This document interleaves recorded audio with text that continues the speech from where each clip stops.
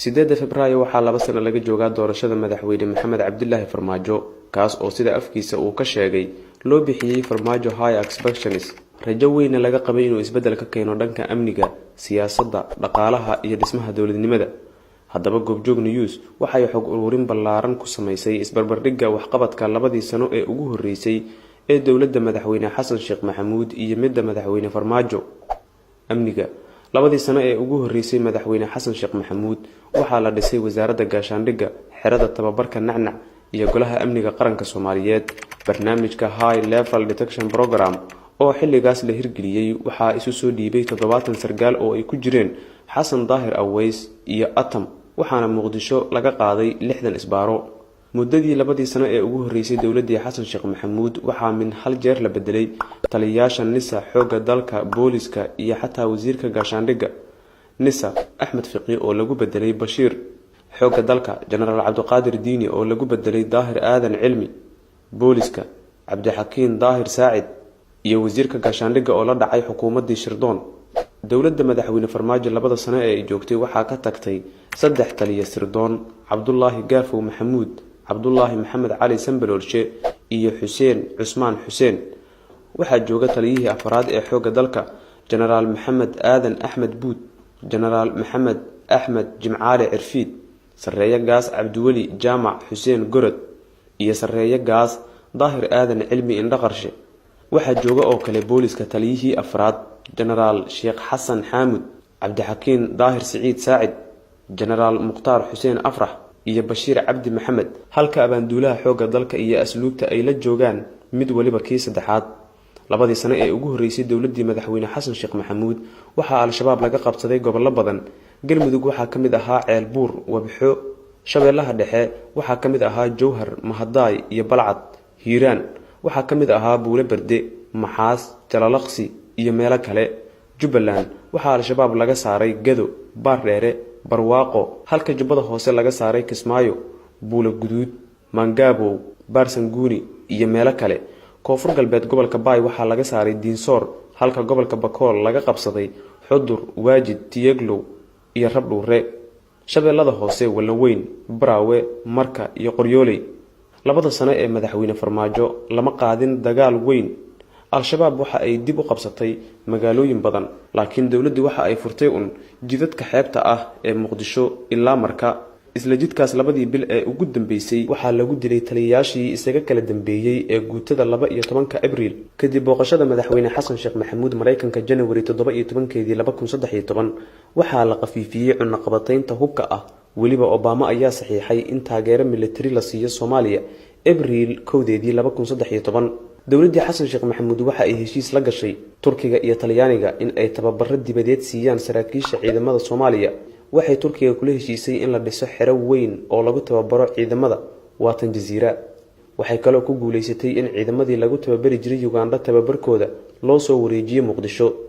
intii uu joogay madaxweyne Farmaajo Mareykanka waxay qayb ka mid ah ciidanka xooga dalka ka joojiyeen saanadii military iyo mushaarkii waxaa xusid mudan in Trump uu saxiixay kordhinta duqeymo ka dhan ah al-shabaab waxaa sidoo kale uu Soomaaliya ku daray dalalka ka mamnuuca ah inay u safraan Mareykanka dhaqaalaha 2 sano ee ugu horeysay madaxweyne Xasan Sheekh Maxamuud waxaa laga shaqeysiyay bangiga dhexe waxa uu sameeyay miisaaniyadii ugu horeysay burburkii kadib oo gaaraysa 114 milyan 355,852 dollar isagoo golaha shacabka hor keenay xisaab xirka sanad walba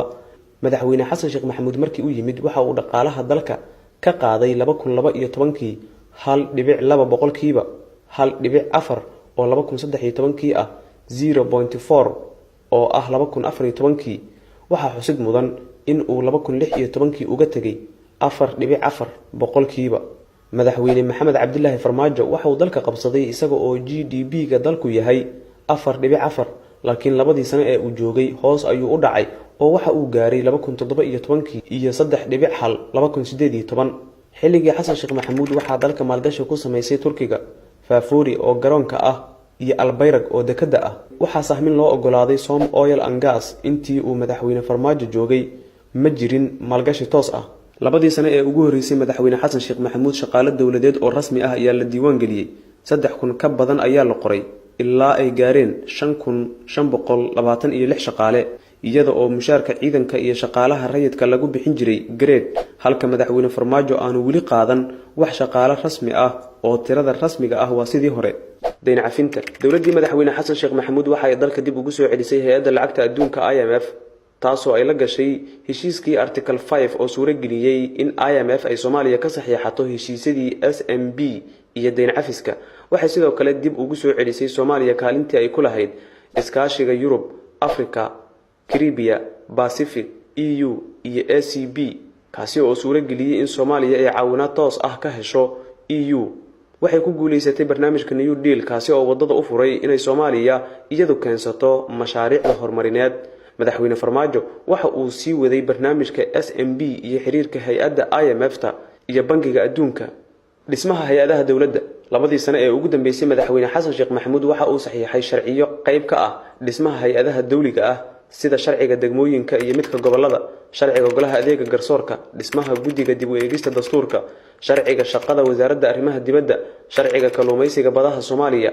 sharciga dhisidda guddiga madaxa bannaan ee xuduudaha iyo federaalka sharciga bangiga horumarinta iyo dib u dhiska iyo shuruuc kale halka madaxweyne Farmaajo ay ugu muhiimsanayd sharciyada isgaarsiinta iyo naafada xilligii madaxweyne Xasan Sheekh Maxamuud waxa la sameeyay tirakoob sahankan oo ay sameysay wasaaradda qorsheynta intii u dhaxaysay 2013-2014 ayaa lagu sheegay in qiyaasta dadka Soomaaliyeed ay yihiin 12,316,895 la shaqeynta baarlamaanka labadii sano ee ugu horeysay madaxweyne Xasan Sheekh Maxamuud waxa uu saxiixay 9 sharci oo ka soo gudubtay golaha shacabka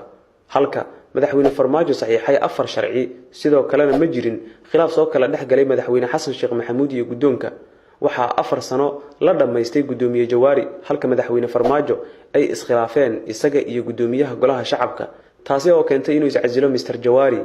midnimada dalka labadii sano ee ugu horeysay madaxweyne Xasan Sheekh Maxamuud waxa meel fiican gaaray wada hadalka Soomaaliya iyo Somaliland laga bilaabo 13 Abriil 2013 markaas oo madaxweyne Xasan Sheekh iyo madaxweyne Siilaanyo isku arkeen Turkiga iyo March 2015 waxa ay labada dhinac is hor fariisteen 7 jeer oo ka dhacday Turkiga iyo Djibouti intii uu madaxweyne Farmaajo xafiiska joogay ma jirin wax wada hadal ah bal waxa dhacday in wasiirka qorsheynta ee xukuumadda federaalka ee Soomaaliya uu soo saaray warqad deeq bixiyaasha caalamka looga codsaday in dib loo cusboonaysiiyo macmiilka gaarka ah ee beesha caalamku siisa Somaliland sida ku xusan heshiiska New Deal badda dawladii madaxweyne Xasan Sheekh Maxamuud ayaa Agost 2014 gudbisay dacwad ka dhana Kenya maxkamadda cadaaladda adduunka ee hoos tagta qaramada midoobay Farmaajo iyo maamulkiisa waa ay sii wadeen arrimaha gudaha labada sano ee madaxweyne Farmaajo waxyaabaha lagu amaanay waxa kamid ah safarkii uu ku tagay Janaayo 2018 dawlad goboleedyada gaar ahaan Puntland iyo Galmudug xiriirka caalamiga ah January 17 2013 kadib safarka madaxweyne Xasan Sheekh Maxamuud ee Mareykanka dawladda Mareykanka ayaa sheegtay in markii ugu horeysay ay aqoonsatay dawladdiisa xiriirka dalalka Carabta iyo Khaliijka ayaa aad u fiicnaa Iran iyo faafinta madhabka Shiicada ayaa la dagaalamay laakiin maamulka Farmaajo waxa xumaaday xiriirka uu la leeyahay Sacuudiga iyo Imaaraadka Afrika waxa aad u xooganaa xiriirka Afrika sidoo kale Muqdisho waxa ka dhacay shirka wasiirada arrimaha dibadda IGAD isla labada sano waxaan ku biirnay ururka maamula isgaarsiinta satellaydyada adduunka iyo dib u soo noqoshada xubinnimadeena baarlamaanka xiriirka beesha caalamka iyo madaxweyne Xasan Sheekh Maxamuud ayaa aad u fiicnaa marka la barbar dhigo madaxweyne Farmaajo oo maamulkiisu uu ceyriyay wakiilkii qaramada midoobay u fadhiyay Soomaaliya sidoo kale waxa xusid mudan in ay dacweeyeen safaarado dhowr ah oo ka howlgala Muqdisho arinta ugu muhiimsan ee labada sano uu qabtay madaxweyne Farmaajo waa heshiiska isdhexgalka geeska Afrika arrinka kale ee madaxweyne Farmaajo lagu amaanay waa in uu wali la joogo ra'iisul wasaarihii ugu horeeyay dawladdiisa halka madaxweyne Xasan Sheekh Maxamuud ay iskhilaafeen ra'iisul wasaarihiisa waxa xusid mudan in xukuumaddu la dhacday ra'iisul wasaare Shirdoon ay ahayd 10 wasiir halka isbeddelka wasiirada ee xukuumadda Khayre ay gaareen 20 wasiir safarada dibadda madaxweyne Farmaajo waxa uu markii uu musharaxa ahaa dhaleeceeyay safarada dibadda ee hoggaanka dalka laakiin isbarbardhigga Goobjoog News waxa lagu ogaaday in Farmaajo uu 10 safar ka badan yahay Xasan Sheekh Maxamuud isaga oo labadii sano ee tagtay galay 40 safar oo dibadda ah gabagabo isbarbardhigga labada sano ah oo aan faafahintiisa cid walba la wadaagi karno waxa soo baxday in maamulka madaxweyne Xasan Sheekh Maxamuud uu ka fiicnaa midka Farmaajo marka loo eego amniga kobaca dhaqaalaha dhismaha hay'adaha dawliga ah iyo siyaasadda arrimaha dibadda Cali Aadan Muumin Goobjoog Muqdisho